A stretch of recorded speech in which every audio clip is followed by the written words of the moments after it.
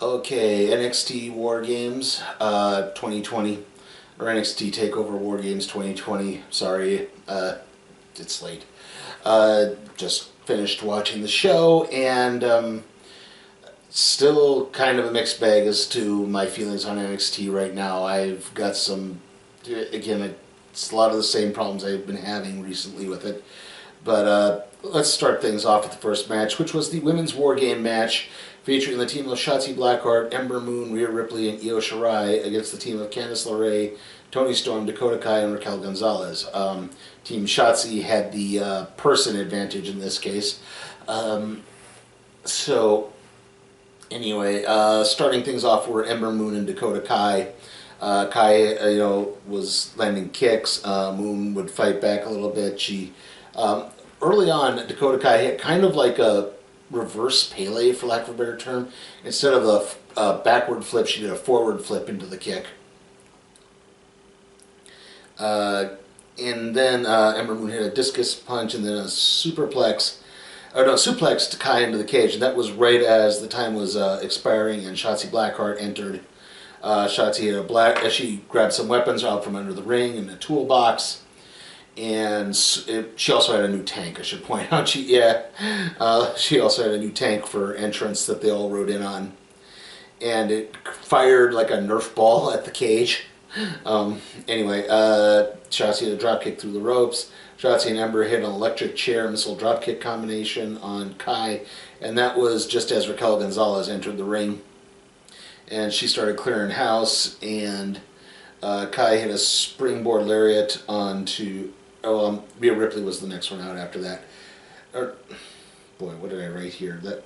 Rhea Ripley was entering, and Kai hit the springboard lariat on Moon and Blackheart. And Ripley got through Kai Ripley attacked Kai with a ball-peen hammer. And then Toni Storm got out, and she went under the ring, and she pulled out a bunch of kendo sticks and threw them in the ring. Gonzalez and Storm attacked Ripley with kendo sticks. There was a top rope, what did I write here?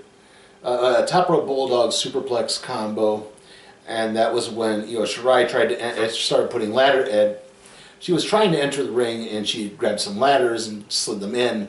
But then Raquel Gonzalez was doing everything we can to prevent Io Shirai from entering. It took so long that Candice LeRae was allowed to enter, and as that happened, Indy Hartwell jumped out from behind the barricade and attacked Io Shirai. And that enabled Candice to enter the match. However, because Io had not properly entered the match yet, they could not actually begin the final part of War Games so that there could be a pinfall. So eventually what happened was... Io Shirai managed to get a garbage can out from under the ring, climbed to the top of the cage, put the garbage can over her head, and used that to perform a crossbody. And and then that's kind of when all hell broke loose. Shirai really kind of took over, hitting a lot of drop kicks, attacking through weapons. Kai hit a double stomp through a garbage can that Shirai had on her, and they were trying to pull it off to pin her, and Shirai actually got stuck. As this was happening, Blackheart attacked more. Eventually what happened, Raquel Gonzalez managed to catch Io Shirai in a moonsault attempt and set her up for the one-arm power bomb. And this was a kind of, thank God there was not a wardrobe malfunction in this match, because early on, Gonzalez's top was slipping around a lot. You could tell she was kind of futzing with it a bit. And then as they were setting this part up, where there was a table bridged it was a ladder, sorry. It was a ladder bridged in between the two rings. And they're going for Gonzalez's power bomb onto the ladder. And you could tell, like, Shirai started to slip a little too early, and Gonzalez had to literally pull her by the top to stabilize her to get her back into position to do this. And it's like, ooh, boy, this is... And she managed to hit the powerbomb on the ladder and then covered Io Shirai for the 3 count and the victory. Really good War Games match, just spot on. Great high spots, good stunts and everything. My only problem is this is the 2nd year in a row the women's War Game matches opened the show up. Why couldn't this one been the main event? Because to be honest, this was the more interesting of the 2 War Games matches to me. I really kind of wanted this to be the last match, not the first. It was still great though. I definitely makes Raquel Gonzalez look really strong and like now a legit threat to Io Shirai. So I do have to wonder if there could be any chicanery in the future. Okay, the next match is Tommaso Ciampa versus Timothy Thatcher. Right off the bat, a lot of chain wrestling. Thatcher working a lot of holds. Ciampa wanted to do some strikes. Thatcher actually had a moment where he had Ciampa in a headlock, and he actually used his forearm to rake Ciampa's eyes. Like I said, Ciampa wanted to throw strikes, but Thatcher just kept blocking on holds. At one point, Ciampa managed to get sort of a ankle lock type maneuver, and he stomped on Thatcher's heel, driving his toes into the mat. Thatcher then managed to get a sucker punch on Ciampa in the throat, and that's when they brought up that when Ciampa had one of his neck surgeries, they actually had to go through the throat to get to the area. And so, yeah, that area is very tender, and it's easy to be exploited. Thatcher had a belly-to-belly suplex. He went for a pin, and you could tell something was a little off because his foot was under the, like, not intentionally on the ropes. It was just barely touching it. It's like the ref actually had to point so he could maneuver around to get into the pin position. And then Ciampa hit a suplex out of a double underhook. Ciampa hit a headbutt, but kind of injured himself in the process. Ciampa came back and hit a superplex. Thatcher hit another kind of double chop to Ciampa's throat. Locked on a guillotine choke. Ciampa managed to fight out of it. Thatcher kind of rolled out of a backslide attempt, but Ciampa got out of that and hit the Hangman DDT for the 3 count of the victory. This was a good, solid match. Again, I just kind of think the wrong guy won in this. Thatcher is someone who should really be being pushed right now. I think he's a great top-level heel. I want to see him going after championships, and he's just kind of being used as fodder for older NXT guys to beat on. It's just, again, like, this is the problem I've been having with NXT so much recently, and I'll try not to hammer it too much here, but again, it's like, come on, we're supposed to be, growing new talent here. Where's the next generation?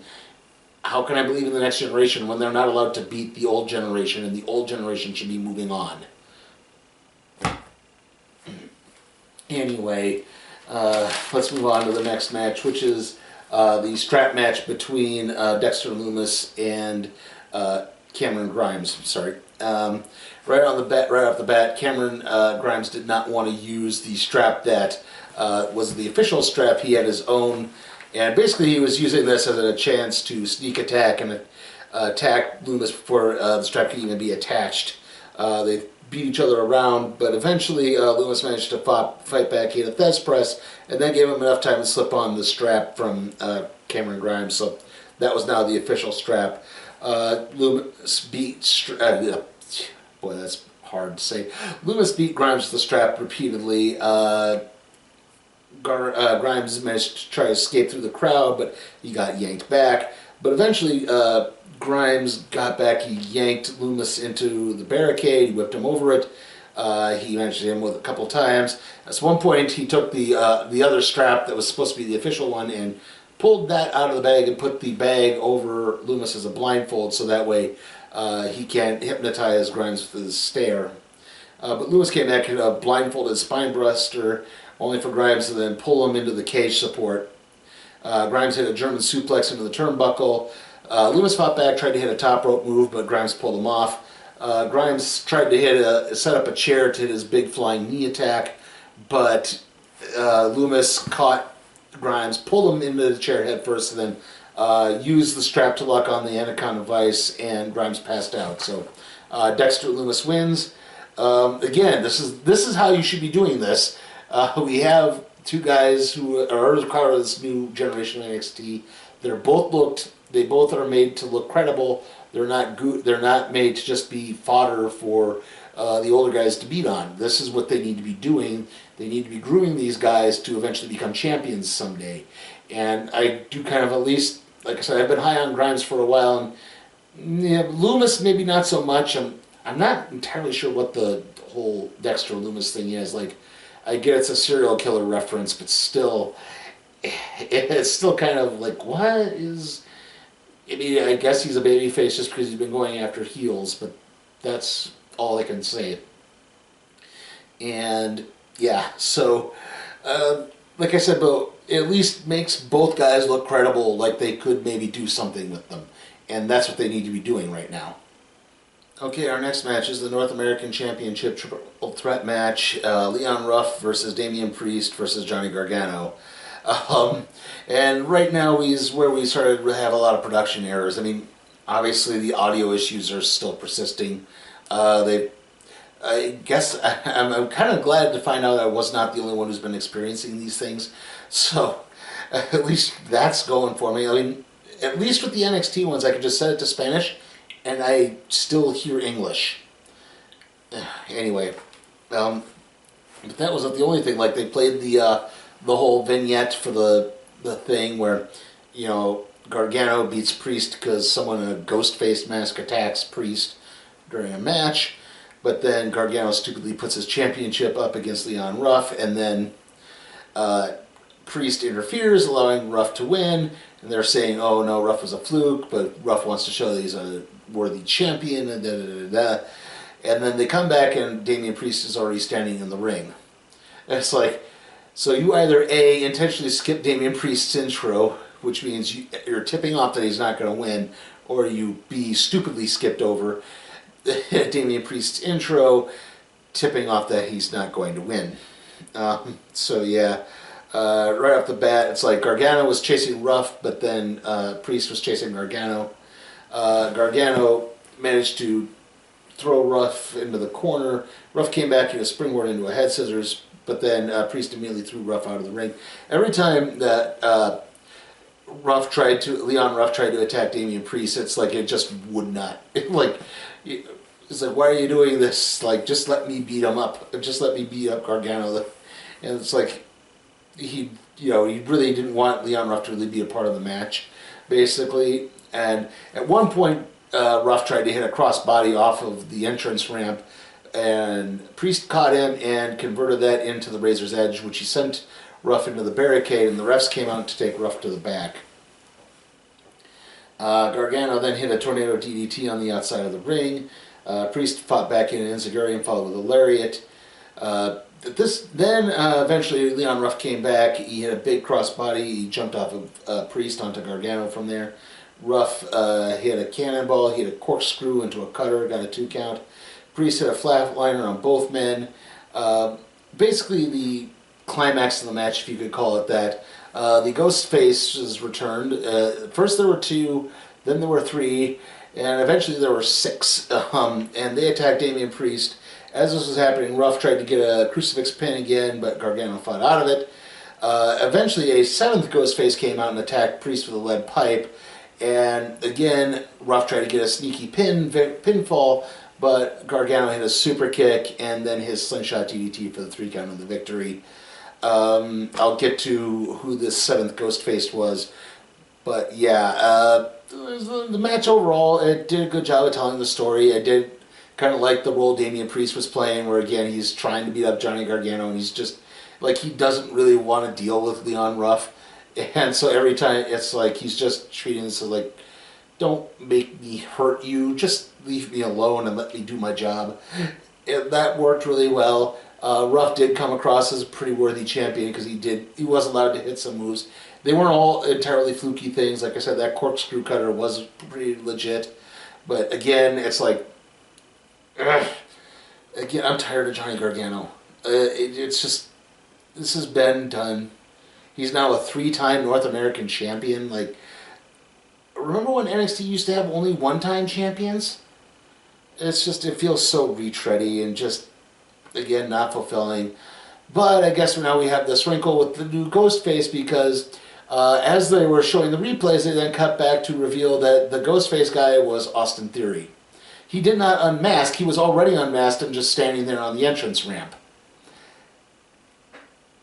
Yeah, so again, was this a production error? That seems like a pretty big reveal to do. Why was he already unmasked when you cut back to him?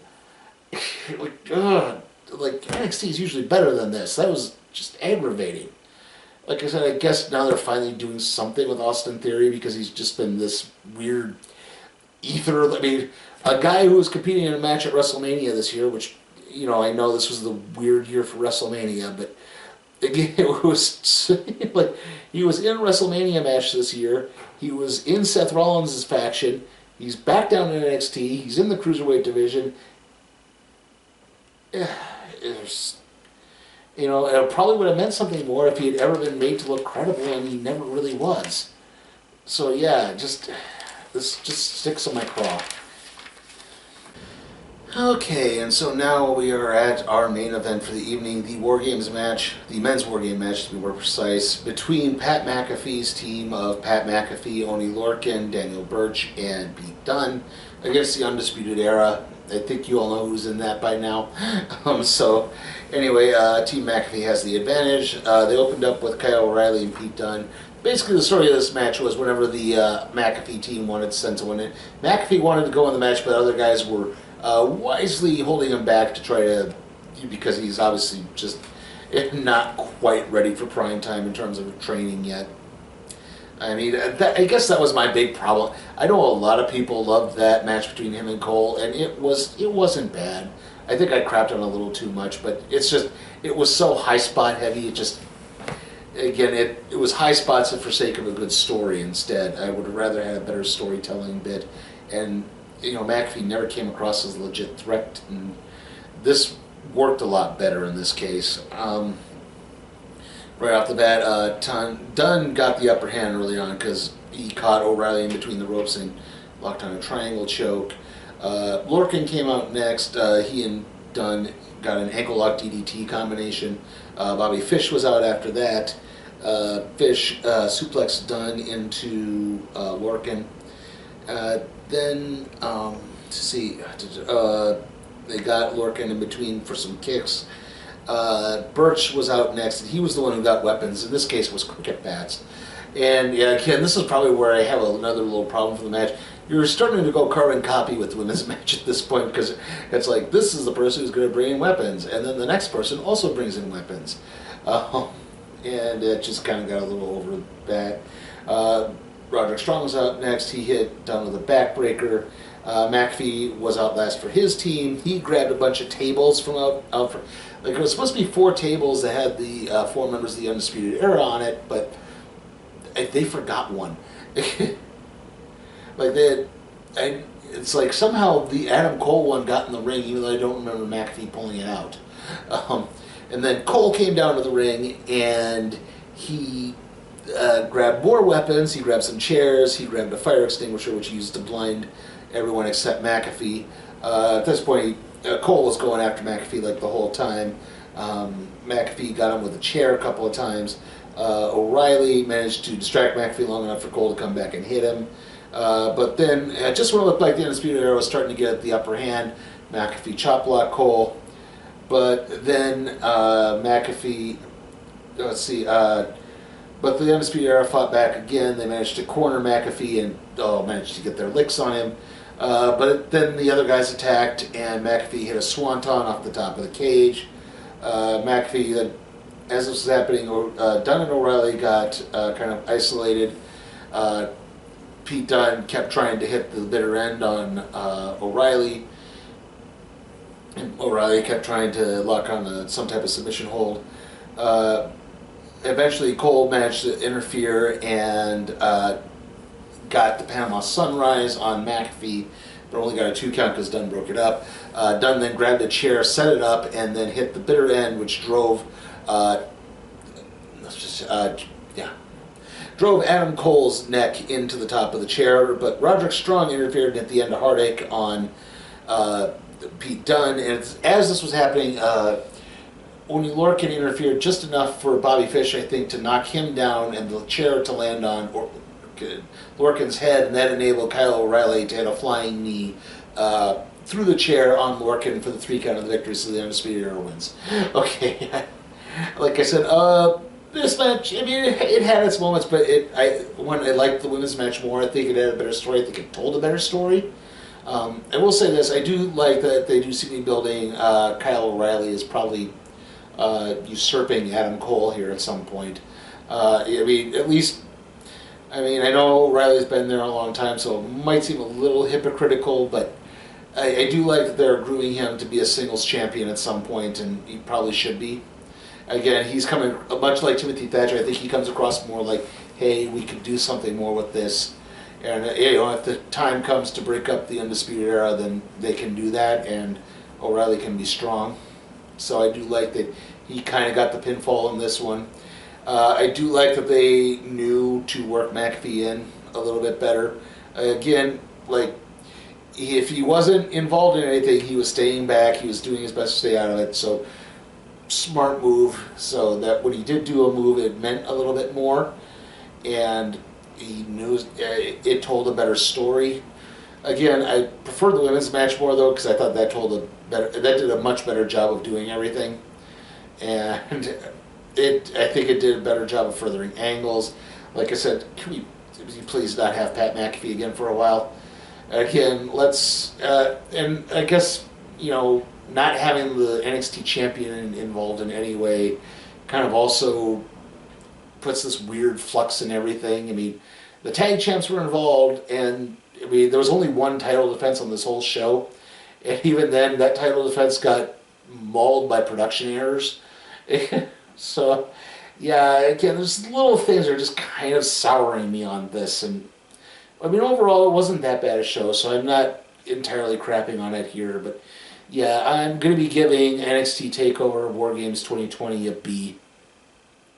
Like, I'll at least improve it over the last show, I think, but again, just NXT keeps spinning its dang wheels, and I'm kind of ready to, I want something new. Again, I know I keep saying it, but you get the idea. Okay, so the next video is probably going to be the review of Safety that's premiering on Disney+. After that, it's the random trade review on Supergirl. That'll be in 2 parts, because there's going to be a whole big history of Supergirl segment, because yeah, it needs kind of a big explanation. And after that, it's going to be TLC. So see you all next time.